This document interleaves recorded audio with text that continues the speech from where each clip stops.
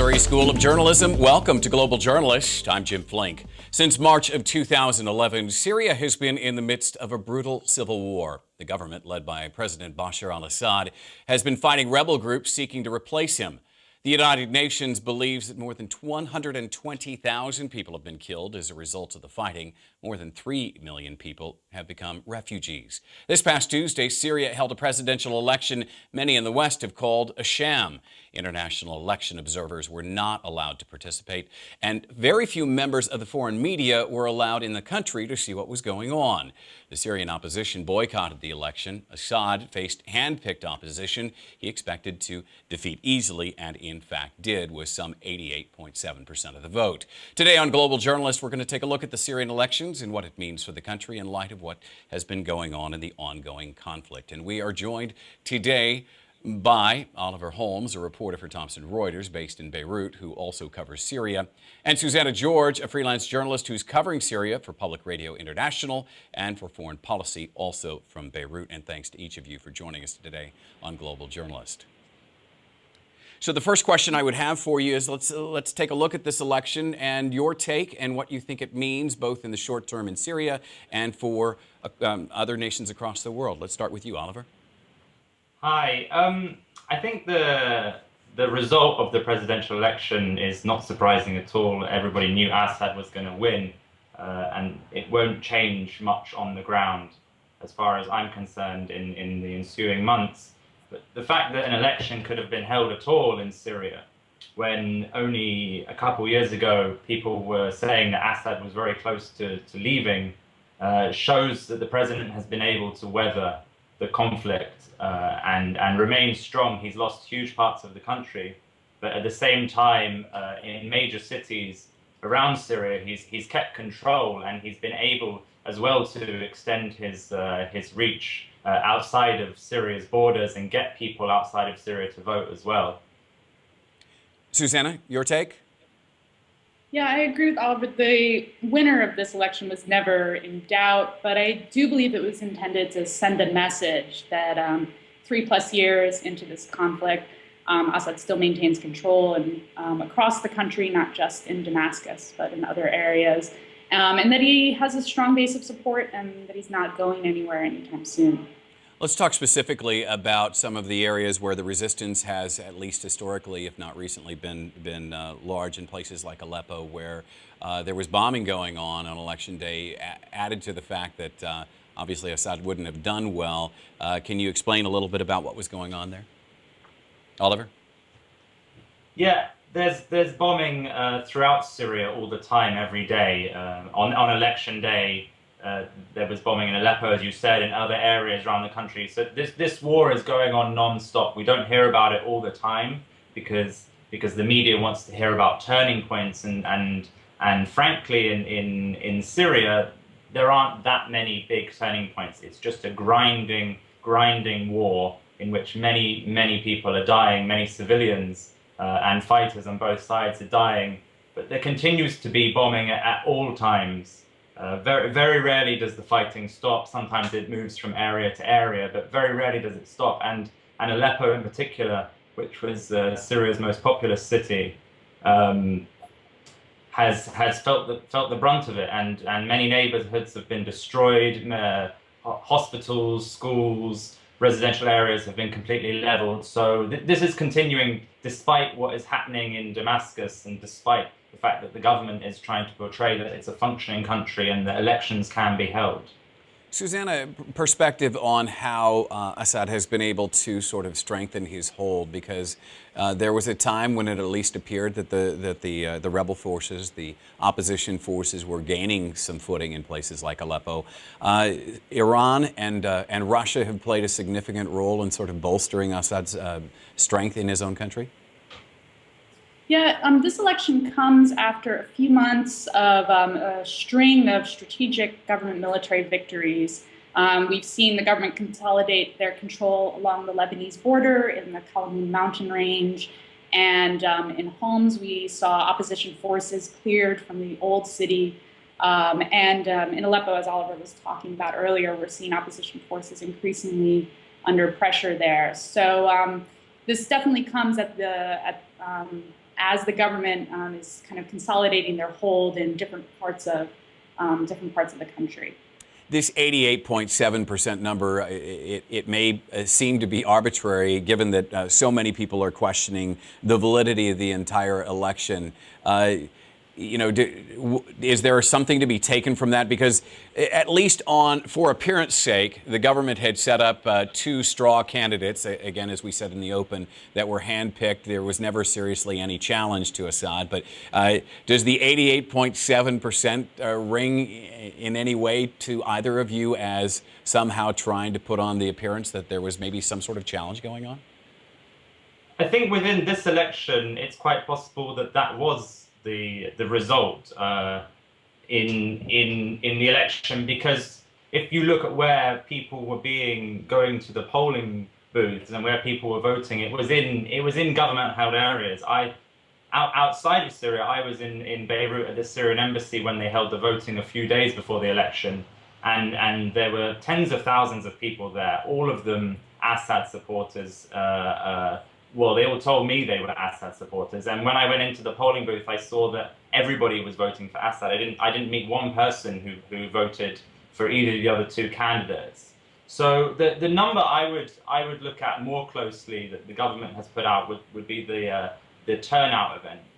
The number of people who turned up to vote. They said it was 73% of all Syrians, which I think is very, very dubious when you consider that the government is only in control of certain parts of the country, and that many, many refugees who have fled Syria say that they are anti-Assad. So the ballots that were counted, I could say that could have been 88.7%, but when you look at the turnout rate, I think it must have been much, much lower than that. And to that issue, Susanna, of refugees, there are many who have fled the country who felt some degree of pressure to vote, and yet who also feared trying to get back into the country to do so. Can you talk a little bit about that? Yeah, we heard a lot of rumors on the day of expat voting here in Beirut at the Syrian embassy that some refugees were told that if they did not vote in the elections, they would not be allowed back into the country. These are not stories that I heard at the embassy. At the embassy, everyone there told me that they were there to support Assad and that they were strong Assad supporters. Then on the day of the actual election, a lot of Syrians living in Lebanon wanted to make the trip into Syria, right across the border into Syria to vote in the country. And some refugees were concerned because the Lebanese government had made an announcement just the day before, I believe, that Syrian refugees who were traveling back and forth between Syria and Lebanon were at risk of losing their refugee status. So I spoke to a lot of Syrians who kind of felt trapped. They were concerned that if they didn't vote in the election, that they would be punished by the Syrian government. They were also concerned that if they made the trip back into Syria, that they would lose some of their aid benefits that go along with having refugee status in Lebanon. You're listening to Global Journalist. I'm Jim Flink. Today we're talking about the Syrian election, what it means for the country's future. We've just been joined now by Liz Sly, the Beirut bureau chief for the Washington Post, who has covered the conflict for months. Thanks for joining us. We appreciate you being on the show. We've been talking about the outcome of the election, and I asked both Susanna and Oliver to give us their take on it. You've just recently filed a report saying that this election bolsters, if nothing else, Assad's control. Can you elaborate?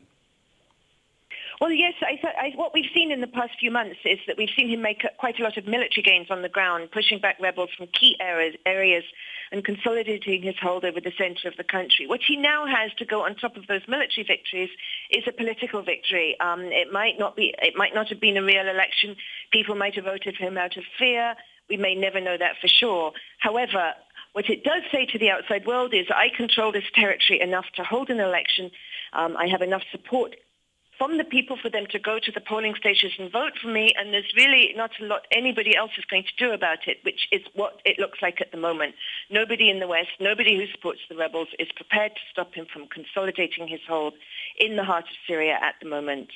It also appears that Russia and Iran have been able to establish greater legitimacy in the region as a result of the elections. Yes, I think we've seen Russia and Iran's prestige enhanced dramatically. At the beginning of all of this, Obama said quite loudly that Assad had to go, and Iran said quite quietly that it would not allow him to go. What we've seen since then is Obama not live up to any promises of support for the rebels and not really do very much to help them gain an advantage over Assad. But we've seen Iran and Russia go all out to make sure that he does not lose, and that, I think, this election has highlighted just how much they have done to help him compared to what the West has done to help its allies in Syria. U.S. Secretary of State John Kerry was just in Lebanon in the last couple of days. He had a take on the election. What was that take, and what do you think of it? Well, yes, John Kerry came to Beirut the day after the election, and he called it meaningless. He called it a great big zero. And but when you saw Kerry come here like a day after this big event happened and that showed that Assad was in control, what really seemed a little bit more meaningless was Kerry's visit, because the U.S. has done nothing to stop Assad going ahead and staging this election and winning it. It hasn't done anything to help the rebels, and U.S. influence really seems to have diminished massively in this conflict over the course of what we've seen happening here. Oliver Holmes, let's talk a little bit more about the American role in all of this, because President Barack Obama sort of famously issued the line in the sand not all that long ago, sort of challenging Assad not to cross that line. And yet American foreign policy towards Syria seems to be, as Liz points out, largely ineffective since that announcement. Absolutely. The red line that Obama talked about was crossed in the sense that chemical weapons were used inside Syria, in the outskirts of Damascus in August, and nothing really of great import happened after that. There was a deal made between the US and Russia to get Syria's chemical weapons outside of the country and to get them destroyed. But now we're hearing from diplomats and also from people at the chemical weapons watchdog that there have been discrepancies in what Syria declared, and at the same time we've been seeing attacks, chlorine attacks, which we still can't attribute blame to either side, but we're seeing chlorine attacks in many areas of Syria quite regularly. Many times over the past 2 months there have been chlorine attacks, and so it's become very clear to the Syrian government that the US started talking big, and they started drawing lines in the sand, but once they were crossed, nothing happened, which sends a very, very dangerous message. And at the same time, as Liz said, Russia and Iran, Assad's biggest supporters, have shown that they absolutely will help the president, both on a diplomatic and material level, whereas the rebel insurgency isn't getting that sort of support. Even this morning, President Barack Obama saying that Russia's influence has been severely weakened by what it's done in Ukraine. You don't get a sense of that necessarily in Syria. Susanna, do you believe that we are in a situation now that sort of the American foreign policy narrative has lost all luster and really means nothing in the region? Oh, I would say so. You hear nothing but disillusionment when you speak to Syrians about U.S. policy towards Syria. And if anything, as we've been saying, while this election does not change what's happening on the battlefield in Syria, one of the things it does do is underscore the failure of U.S. Syria policy so far. I believe the day or 2 days before the election, we heard comments from former Ambassador Robert Ford, who was criticizing publicly U.S. Syria policy, saying that it was constantly behind the curve and that it wasn't evolving and that he could no longer defend it publicly, and that's why he stepped down. So I think that this election definitely comes at a time when the so-called Western-backed opposition continues to be disorganized and ineffective, and Syrian people are just more and more disillusioned with the U.S. role. Can you talk about Hezbollah's role both in the election and sort of leading up to it, and where that sits today? And the reason that I ask about Hezbollah, Oliver, is that I understood that they were sort of helping patrol some of the streets during the election to sort of create a security force on the ground to assist the pro-Assad forces. But it appears that Assad has been able to sort of cobble together this coalition that has not only strengthened him over the long period, but has lent some degree of legitimacy to these elections to say, yes, in fact, I am in control, and that with each ensuing day, it appears that seems to be more solidified. Absolutely. I think that now we're getting to a point inside Syria where people are not looking for someone to support based on ideology, based on what they believe in, but based on the basic fundamentals. They want to have work, they want to have food, they want the country to come back to peace. So there's going to be a big change in the sense that people aren't looking now to, everyone's looking outside at what people are supporting, but actually they just want the basic fundamentals. I want to shift a little bit to the issue of reporting from outside of Syria's borders. Oliver, I talked with you about the fact that that you get in country about once a year, and Susanna, you have not yet. You've only been there on the ground about 7 months and haven't yet been able to make it in country. How difficult is that as a journalist to try to get any kind of sort of validation to some of the things that are going on? I'm sure you have terrific sources inside that you've culled over the months and years. Oh, well, it's very difficult and definitely incredibly frustrating at times. I mean, the election was actually a good example.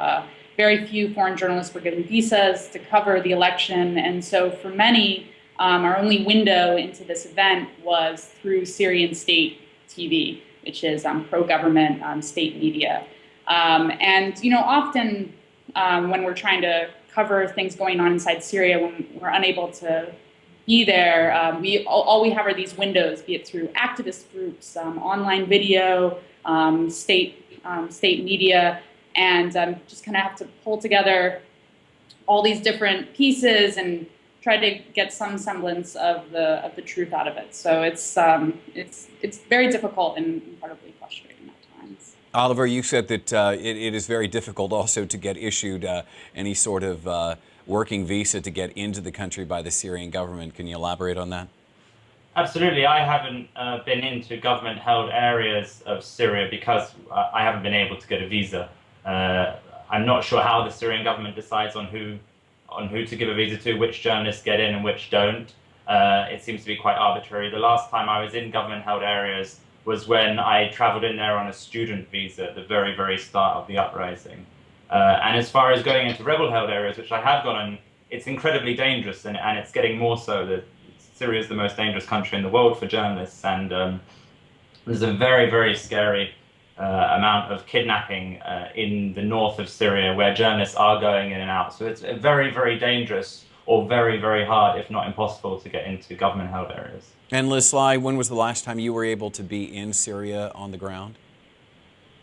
I was there last month. I crossed into the north. It is extremely dangerous, as Oliver says, and I had been out for a year because of those dangers. The danger has lifted a little bit in a couple of the provinces in the north because the extremist group ISIS was defeated quite significantly in the first months of this year and routed from those areas by the more moderate rebels of the Free Syrian Army. But there's still a lot of criminality and a lot of kidnap for hire, and there are still some extremists around, and I made a very short trip in there to meet some of the moderate rebels who are getting the American weapons. And when you are in from country... the visa point of view, oh, go ahead. From the visa point of view, the government has the rule. If you have reported from rebel-held territory, you will not get a visa. I got several visas to visit the government-held side in the first year of the crisis, and then after that I went onto the rebel side, and since then it's been absolutely impossible. Well, and to that point, how difficult is it when you are in country to know, for lack of better terms, friend from foe in terms of people who are more open to the idea of particularly foreign journalists covering the conflict on the ground, Liz? Well, there are a lot of very decent, nice Syrians who do not want foreign journalists to get kidnapped, who want to tell their side of the story and who will offer to take you and try and protect you as best they can. But of course, inevitably amongst those people, there are people who know that they could get some money for you and might be inclined to betray you. And how can you ever spot that person? That is really a hard thing to do. And the Times of London just had a very scary incident in which people they'd known for years turned on them and tried to kidnap them. And then, of course, you have to try and stay away from the extremists. And I know that some of the journalists who were kidnapped were trying to stay away from the extremists. You kind of know who the extremists are. They've got their badges, their flags, they dress in a certain way. But if you go around a corner and one of their checkpoints is there, then you can be just done for. Right, very quickly. You're listening to Global Journalist. I'm Jim Flink. Today we're talking about the Syrian election, what it means for the country's future. Our guests today are Liz Sly, the Beirut bureau chief for the Washington Post, who's covered the conflict for months. Oliver Holmes is a reporter for Thomson Reuters based in Beirut, who also has covered Syria extensively. And Susanna George, who's a freelance journalist who's covering Syria for PRI and for foreign policy, also from Beirut. Just a reminder, you can listen to this and other full episodes of Global Journalist on our website. That's globaljournalist.org. For more, you can also like us on Facebook. You can follow us on Twitter @GlobalJourn. I want to talk a little bit about the refugee crisis, which we talked about a little bit earlier, but about the problems that it's creating in other countries where these refugees are sort of turning, and kind of what that situation is like. Can you bring us up to date, Susanna, a little bit on your experience and what you've seen? Well, in Lebanon, the refugee crisis has strained the Lebanese economy, it's strained Lebanese politics, and the social tensions have been increased. The Lebanese economy was not in great shape before the Syrian crisis began, and this influx of, at times, thousands of refugees a day into Lebanon has made scarce jobs even more scarce, and put extra pressure on finite water resources, electricity, social services. So you've definitely seen a huge impact on Lebanon from the refugee crisis. Lebanese politics has also been affected. We've seen the Lebanese government kind of lurch from one political deadlock to the other over the past year or so. Currently, the Lebanese parliament is unable to choose a president. Before that, it was the formation of a government that took 10 months to decide upon. So you've definitely seen it across all aspects of Lebanese politics, society, and the economy. And Oliver, to what extent does this destabilize in much the same way that it has in Lebanon, the other countries that are taking in refugees right now? The other countries, I think, when you look at Turkey and Jordan and Iraq, the three countries that who've taken, Lebanon has taken the most, but these countries have also taken a considerable number of refugees. They've been able to contain it a little bit more than Lebanon. Jordan has put the refugees in official camps. They've got huge camps, thousands and thousands of people near the border, and Turkey has camps as well. But at the same time, it has destabilized these countries. It's put the same economic pressures on them. Turkey has a very big issue because they now have Syrian rebels who are moving in and out of Turkey, and that is a problem for the government. And at the same time, there are Kurdish parts of northern Syria in the northeast that border with Turkey. And that's a problem if people are moving in and out, because the Turkish government has this historical issue with Kurdish militants at the same time. And Iraq, of course, we're seeing in Iraq that Syrian rebels and Iraqi rebels, anti-government insurgents, are traveling back and forth between Syria and Iraq and fighting those respective governments. So it's definitely created a regional crisis. Liz, your take on that topic of refugees? Well, it's really hard to get your arms around the scale of this crisis and what it's doing to the region. You've got whole cities growing up along the Turkish border and in Jordan, city-sized communities growing up. And then in Lebanon, one in four of the population is a refugee.